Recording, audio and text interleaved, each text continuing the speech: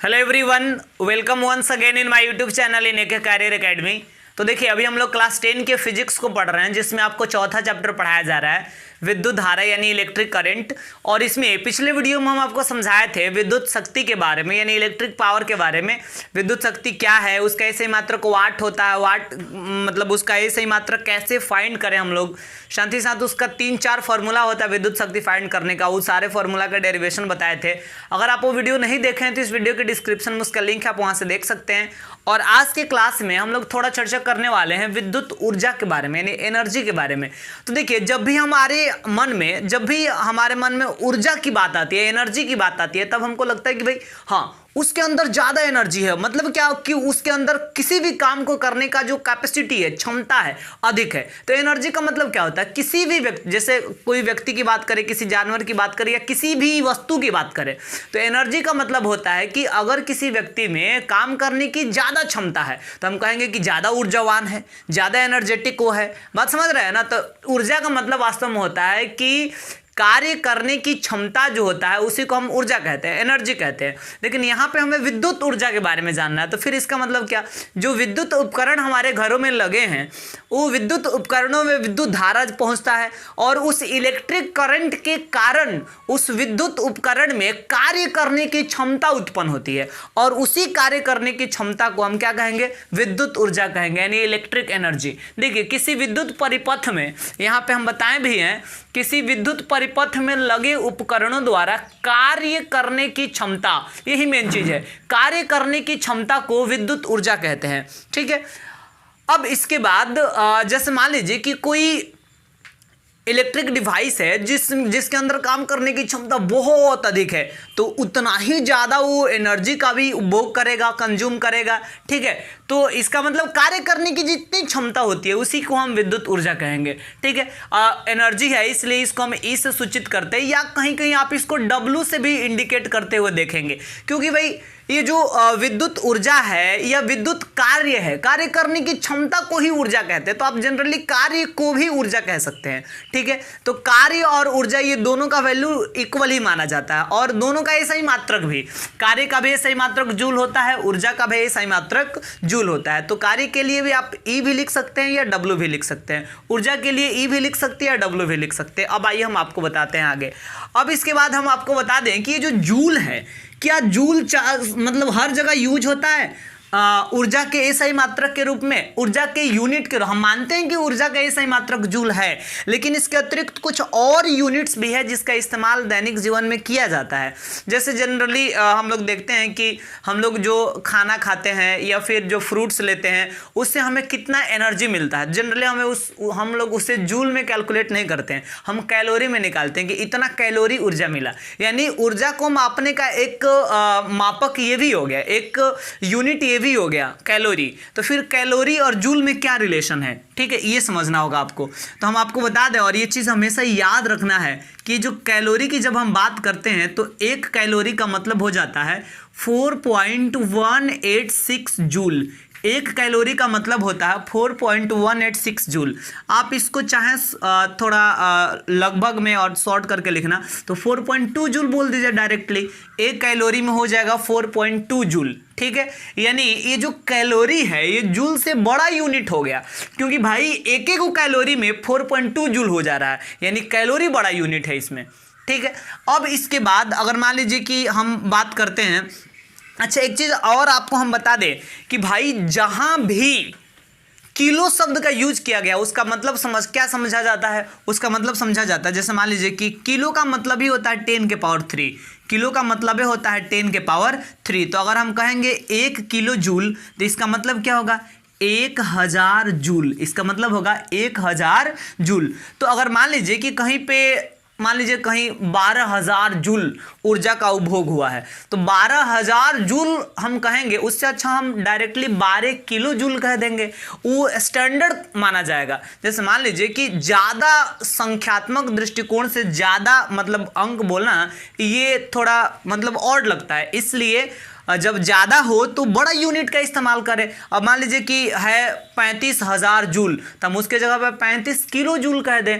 ठीक है, तो इस प्रकार 1 किलो जूल का मतलब होता है 1000 जूल। ठीक उसी प्रकार जैसे 1 किलोमीटर में 1000 मीटर, 1 किलोग्राम में 1000 ग्राम, वैसे ही 1 किलो जूल में 1000 जूल। या 1 किलो वाट की अगर बात किया जाता तो इसका मतलब होता है 1000 वाट। 1 किलोवाट का मतलब 1000 वाट। अच्छा देखिए ना, यहाँ पे एक और चीज़ हम आपको समझाने वाले हैं और मेन इसी पे फोकस रहेगा आज के क्लास में। फोकस किस पे करना आपको कि एक यूनिट का मतलब क्या होता है भाई। एक यूनिट जो है ना, आप इसको चाहें तो एक बोट यूनिट भी कह सकते हैं, एक बोट यूनिट। ठीक है, इसका बोर्ड ऑफ ट्रेड यूनिट होता है, बोर्ड ऑफ ट्रेड यूनिट। बिजली बिल वगैरह भरने की बात होती है, इधर में चेक करते हैं कि कितना यूनिट मतलब एनर्जी का उपभोग हुआ है, इस विद्युत परिपथ में कितना इलेक्ट्रिक एनर्जी का उपभोग हुआ है। वह इलेक्ट्रिक एनर्जी जो है मीटर में जो दिखाया जाता है वो यूनिट में दिखाता है, वो यूनिट में। तो फिर यूनिट में दिखाता है और उसी के अकॉर्डिंग मतलब बिजली बिल पे करना होता है। 2.5 रुपये यूनिट या 4 रुपये यूनिट या 4.5 रुपये यूनिट, जो भी रेट हो उसका रेट घटते बढ़ते रहता है। तो देखिए उसी प्रकार यहाँ पे आपको समझना है कि एक यूनिट का मतलब आखिर कितना है, एक यूनिट का मतलब कितना जूल होगा। ठीक है, ये समझना है आपको। ठीक है, तो एक यूनिट का मतलब होता है, एक यूनिट आप कहिए तब, चाहे 1 किलोवाट घंटा कहिए तब, दोनों बात सेम हुआ। एक यूनिट बोलिए चाहे 1 किलोवाट घंटा बोलिए, दोनों बात सेम होता है। तो फिर हमें ये समझना होगा कि भाई 1 किलोवाट घंटा में, 1 किलोवाट घंटा में कितना जूल होता है, क्योंकि भाई इसका ऐसे मात्रक तो जूल है तो इसको जूल में हम चेंज करेंगे। चलिए देखिए यहाँ पे जूल में इसको चेंज करना है तो सबसे पहले 1 किलोवाट है तो 1 किलोवाट का मतलब क्या है, 1000 वाट। 1 किलोवाट का मतलब 1000 वाट गुने 1 घंटा भी तो है 1 किलोवाट, और फिर 1 घंटा भी इसमें शामिल है।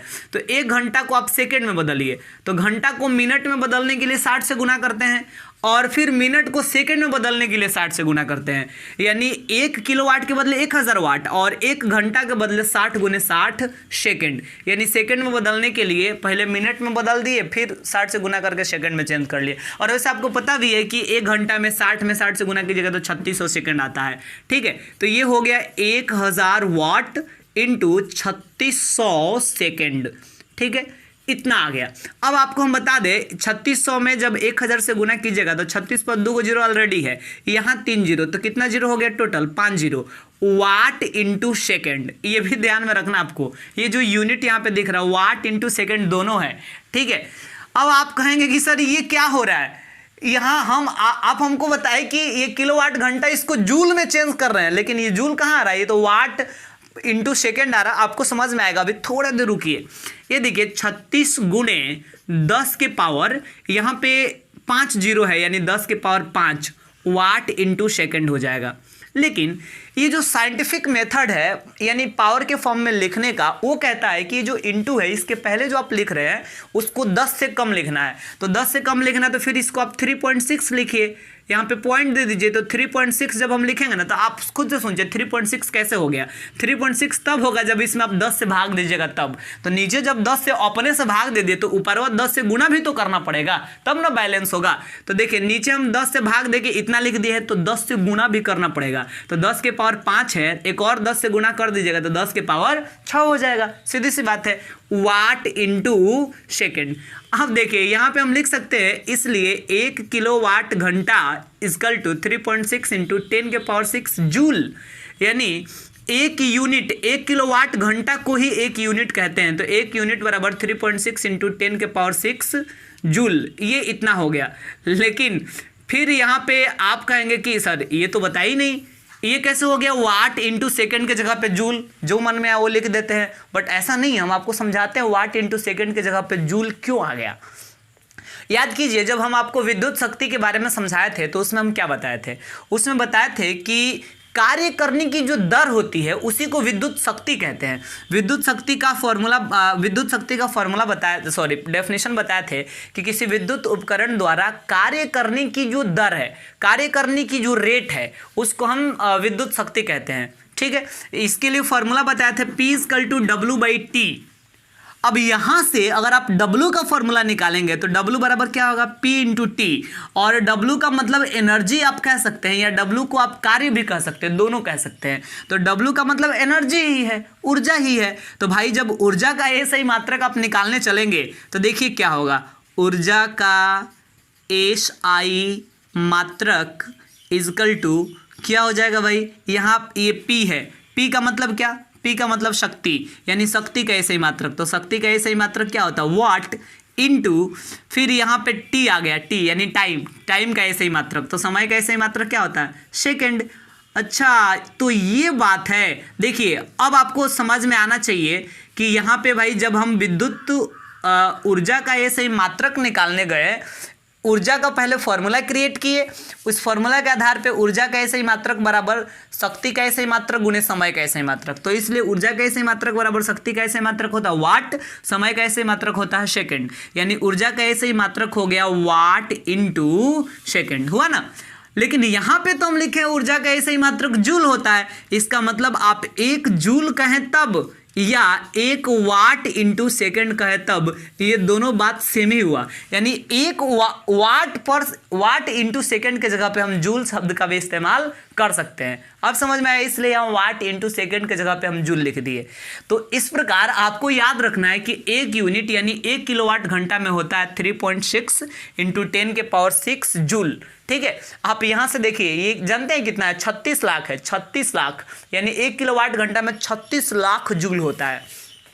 पता है, अगर एक बल्ब को, केवल एक बल्ब को, अगर मान लीजिए कि 20 वाट का बल्ब है और उसको रोज़ हम 10 घंटा जला रहे हैं, रोज़ 10 घंटा जला रहे हैं 20 वाट के बल्ब को, 1 महीना तक उसका यूज किए, 2 महीना तक उसका यूज किए, 2 महीने का बिजली बिल हमें उसमें चुकाना है, तो उसको आप जूल में मापिएगा ना तो बहुत ज़्यादा होगा।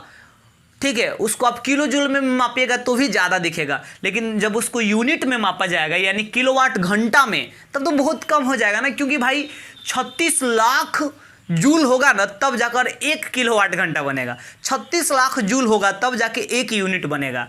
बात समझ रहे हैं, यानी ये जो यूनिट है ये बहुत बड़ा मतलब यूनिट या वोट यूनिट की जब हम बात करते हैं, किलोवाट घंटा की जब हम बात करते हैं, तीनों सेम चीज़ है, और ये बहुत बड़ा यूनिट हो गया मतलब एनर्जी मापने का। ठीक है, क्योंकि 36 लाख जूल होगा तब जाके 1 यूनिट उसको बोलेंगे, नहीं भाई बहुत बड़ा यूनिट है ये। ठीक है, तो इस प्रकार आज के क्लास में हम आपको समझाएं इलेक्ट्रिक एनर्जी क्या होता है, यानी विद्युत ऊर्जा क्या होता है, इसका SI मात्रक भी आपको निकाल कर दिखाएं, और इसका जो बड़ा यूनिट होता है जिसको वोट यूनिट या किलोवाट घंटा कहते हैं वो कितने जूल के बराबर होता है आपको समझाएं। उम्मीद करते हैं कि आपको ये वीडियो समझ में आया होगा। तो इस वीडियो में हम इतना ही रहने देंगे, और अगले वीडियो में हम आपको समझाने वाले हैं विद्युत धारा के ऊष्मीय प्रभाव के उपयोग के बारे में, यानी इलेक्ट्रिक करंट से जो हीट क्रिएट होता है, जो ऊष्मा क्रिएट होता है, उसका यूज हम लोग कहाँ कहाँ करते हैं। ठीक है, इसके बारे में हम अगले क्लास में समझाएंगे।